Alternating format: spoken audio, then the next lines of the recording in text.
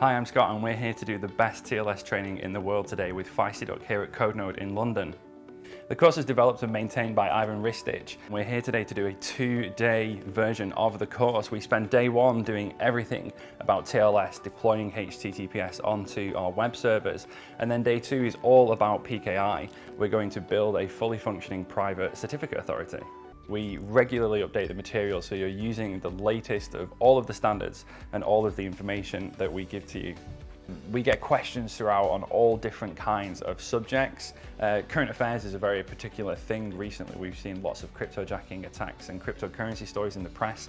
They come up a lot in the course as a result of that. We do have regular breaks throughout lunches, and I do generally hang around with delegates after the course. At this particular venue we have an on-site bar where we stop for drinks, so it is a very social experience as well as an educational one.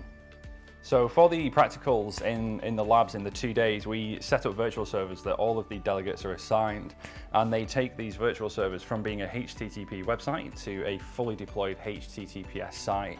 They get access to those environments roughly 7 days before the training, so they can connect, make sure they don't have any problems, their laptops don't block ports or anything like that. And they also receive all of the electronic materials after the course.